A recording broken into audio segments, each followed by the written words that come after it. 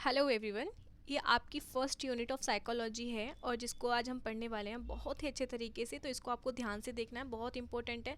क्योंकि जब आप जाते हो बीएससी नर्सिंग में तो सबसे पहले आपको जब ये यूनिट्स पढ़ाई जाती हैं तो आप बहुत ज़्यादा कंफ्यूज हो जाते हो कि हम कहाँ से स्टार्ट करें, आखिर ये सब्जेक्ट हमें पढ़ाया क्यों जा रहा है। तो सारी मैं आज आपको इस वीडियो में बताने वाली हूँ कि आखिर क्यों आपको इस सब्जेक्ट को पढ़ाया गया है। फर्स्ट सेमेस्टर में ही स्टार्टिंग में ही आपको ये चीज़ें पढ़ाई जाती हैं, क्यों पढ़ाई जाती हैं मैं आपको पूरा सेंस समझा दूंगी कि आखिर इसका क्या टारगेट है पढ़ाने का।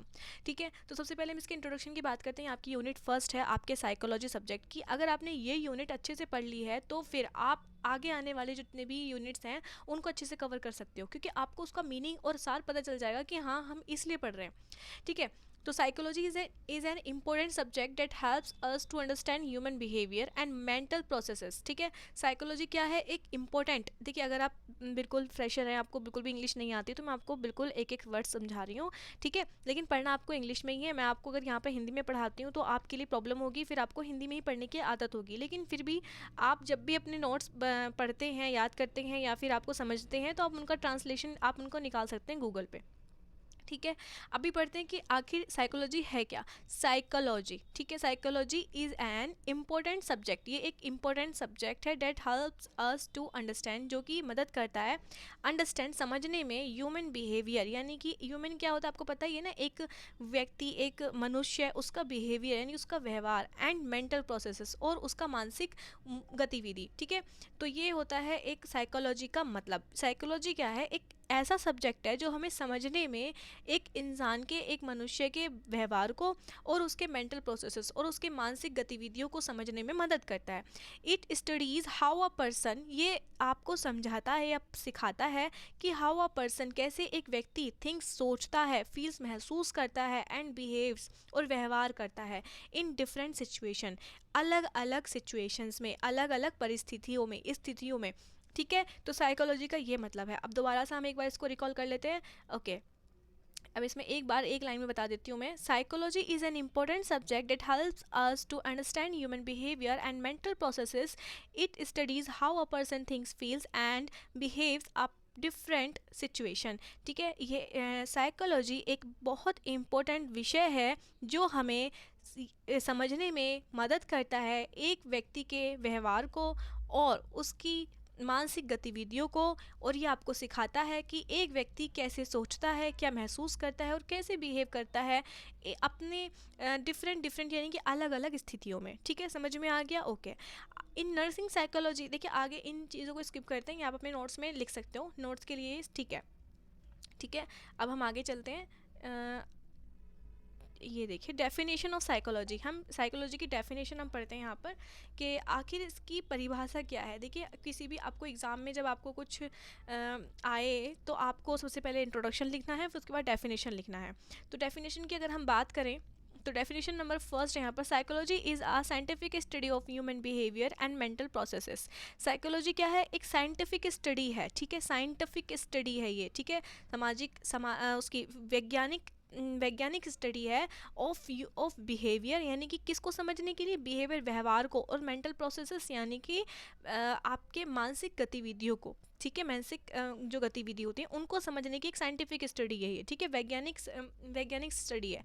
तो ये किसने दी थी परिभाषा, ये दी थी आपकी विलियम वंट ने। ओके, डेफिनेशन 2 की बात करें तो psychology is a science of behaviour of organism in relation to the environment. यानी कि आपका व्यवहार ऑफ ऑर्गेनिज्म, यानी कि हम लोगों का, ऑर्गेनिज्म हमारा जो रिश्ता है हमारे वातावरण से कैसा है, हम कैसा बिहेव करते हैं। साइकोलॉजी एक ऐसी साइंस है। ठीक है, तो देखिए आपको बहुत ही अच्छे लैंग्वेज में मैंने समझा दिया है, लेकिन इसका एक बार मीनिंग निकाल लेते हैं कि आखिर मीनिंग क्या है साइकोलॉजी का।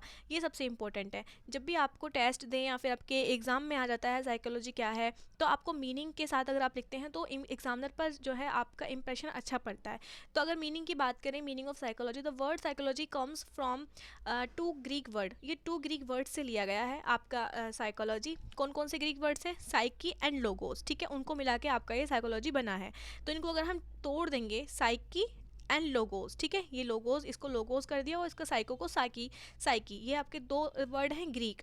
ठीक है, अब इनकी बात करते हैं तो इनका मतलब क्या है। साइकी का मतलब होता है माइंड से, यानी कि सोल से, यानी कि हमारी जो आत्मा होती है उससे, माइंड से हमारे। ठीक है, और लोगोस का जो मतलब होता है वो होता है स्टडी से, ठीक है।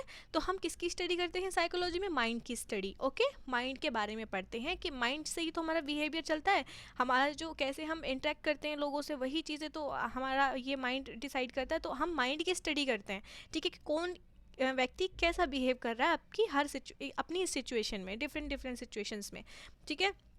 यहाँ पर जैसे कि लिखा है psychology means the study of mind of और सोल, ठीक है। तो साइकोलॉजी क्या है? इसका मतलब होता है स्टडी ऑफ माइंड और सोल, ओके। देखिए इसमें आपको मैं स्कोप और ब्रांचेस सब कुछ बताऊंगी, लेकिन जो आपका नर्सिंग से रिलेशनशिप है आपका साइकोलॉजी का, कि हम क्यों पढ़ते हैं, वो बहुत इंपॉर्टेंट है, वही एग्जाम में ज़्यादातर पूछा जाता है। आप उसको स्किप मत करना, वो मैं लास्ट में आपको बताऊंगी, वो लास्ट का ही टॉपिक है ही वो लास्ट का टॉपिक, इसलिए मैंने लास्ट में वो रखा है। तो अभी हम पढ़ लेते हैं ब्रांचेस, ठीक है, क्या क्या इसकी ब्रांचेस हैं, यानी कि कैसी क्या क्या इसकी शाखाएँ हैं, ठीक है, जिसको इंग्लिश में हिंदी में बोलते हैं शाखाएँ। Psychology has different branches to study various aspect of human behaviour, ठीक है। इसकी डिफरेंट डिफरेंट ब्रांचेस हैं, जैसे कि क्लिनिकल साइकोलॉजी। क्लिनिकल में क्या होता है आपकी, क्लिनिकल में कैसे यूज़ होती है? Deals with diagnosis and treatment of mental disorder.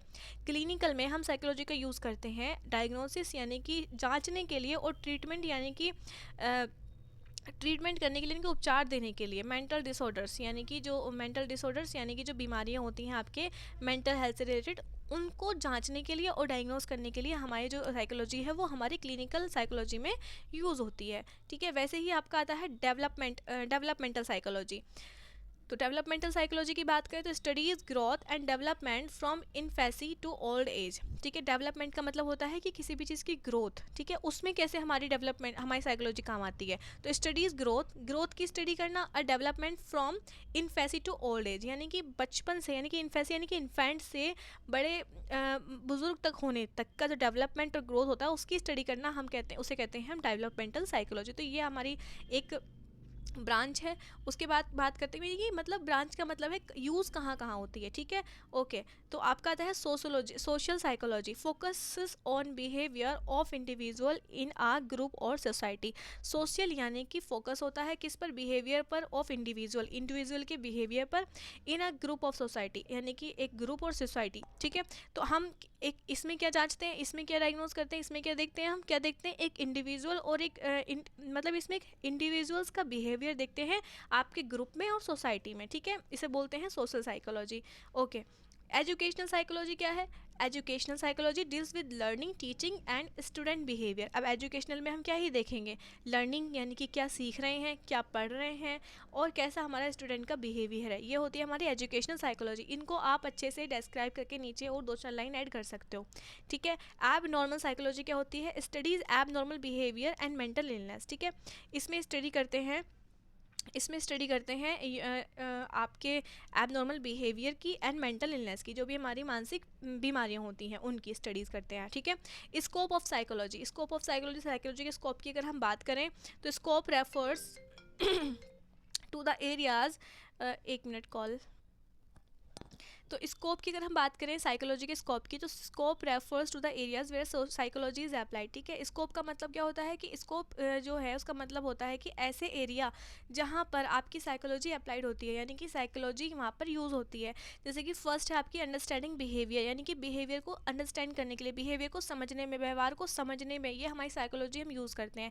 जैसे कि helps to understand why people behave in a certain way, यानी कि हेल्प्स टू अंडरस्टैंड यानी कि ये समझने में, वाई पीपल यानी कि जो व्यक्ति है वो कैसे बिहेव कर रहा है, अपने क्या वो ऐसा बिहेव क्यों कर रहा है, ठीक है, ये समझने में। अंडरस्टैंड बिहेवियर, उसका बिहेवियर समझने में, ठीक है। मेंटल हेल्थ केयर यानी कि जैसे आप नर्सिंग में जाएंगे आप, तो वहाँ पर आपको आपके जो पेशेंट्स होते हैं उनके बिहेवियर को समझने में आपको इसकी हेल्प मिलेगी कि आखिर वो ऐसा बिहेव कर क्यों रहा है, आखिर वो इतना चिड़चिड़ा क्यों है, या फिर इतना खुश क्यों है, उसे कोई मेंटल इलनेस तो नहीं है, उसे ज़्यादा परेशानी तो नहीं है।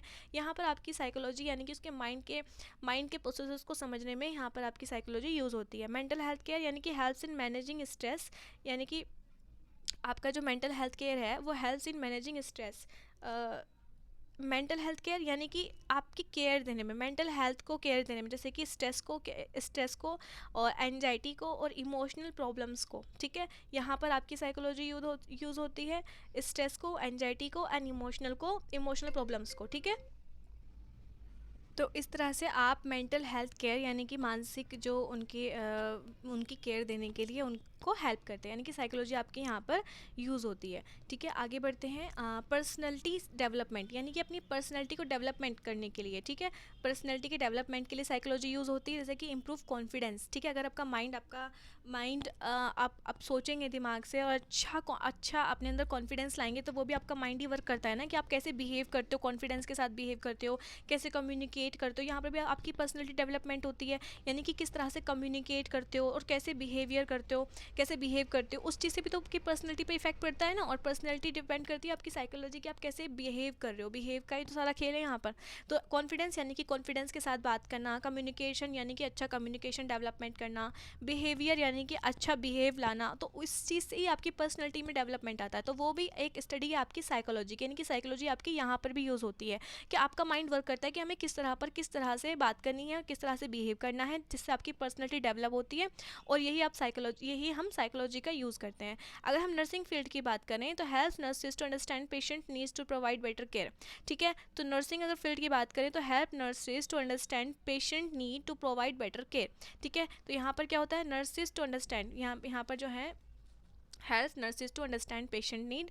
यहाँ पर हम जो नर्सिस है उसको समझने में पेशेंट की नीड को, यानी कि पेशेंट को किस चीज़ की ज़रूरत है, एंड प्रोवाइड बेटर केयर। यहाँ पर नर्सिंग फील्ड में हमारा यही यूज़ होता है कि हम जो है पेशेंट को समझ पाएँ कि उसे किस चीज़ की ज़रूरत है, और उसे अच्छी से अच्छी हम उसको केयर दे पाएँ। ठीक है, तो यही यहाँ पर आपके नर्सिंग फील्ड में भी आपका ये स्कोप है आपकी साइकोलॉजी का, यहाँ पर साइकोलॉजी यूज़ होती है।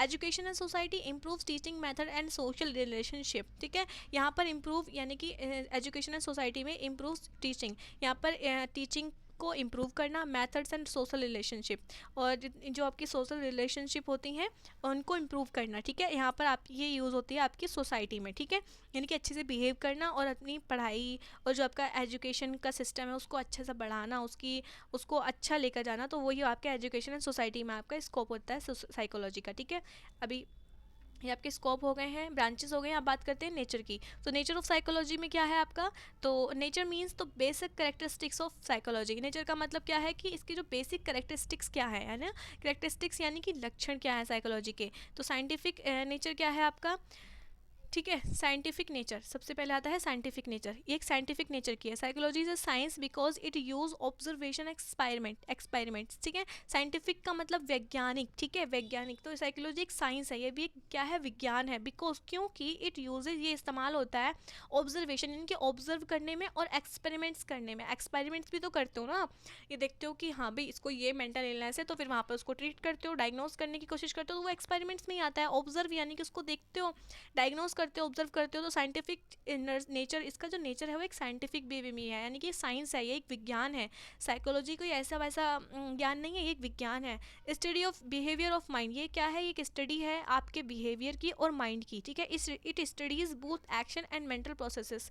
ये क्या है, ये एक स्टडी है किसका, एक्शंस का और मेंटल प्रोसेसेस का, यानी कि बिहेवियर का और माइंड का। ठीक है, तो ये आपकी स्टडी है, ये आपका नेचर है इसका, कि ये एक बिहेवियर ऑफ माइंड। ठीक है, अगर हम बात करें डायनामिक सब्जेक्ट्स की, डायनामिक सब्जेक्ट की, तो psychology changes with time and new research. ठीक है, साइकोलॉजी जो है डायनामिक यानी कि बदलता रहता है, टाइम टू टाइम चेंज होता रहता है। ऐसा नहीं है कि किसी भी व्यक्ति का बिहेवियर अगर यहाँ पर ख़राब है तो वो ऐसा ही रहेगा, नहीं, वो अपना बिहेवियर चेंज भी करेगा। यानी कि कोई भी स्टडी हो, पहले तो सोशोलॉजी हो, साइकोलॉजी, वो डायनामिक होती है। ठीक है, तो ऐसे ही आपका साइकोलॉजी वो डायनेमिक है, यानी कि स्थिर नहीं है, अस्थिर है, वो चेंज होता रहता है। साइकोलॉजी चेंजेस, ये अपने चेंजेस करती रहती है विद टाइम और सिचुएशन के हिसाब से। आपका जो साइकोलॉजी यानी कि बिहेवियर है वो चेंज होता रहता है। ठीक है, ओके, बोथ यहाँ इसे छोड़ देते हैं प्रैक्टिकल के उस पर, वो थोड़ा वैसा ही है। जो मैंने मेन पॉइंट थे वो पढ़ा दिए हैं, और ये बहुत इंपॉर्टेंट क्लास है आपके लिए। आप इसको समझ जाओगे कि हाँ आखिर साइकोलॉजी होती क्या है।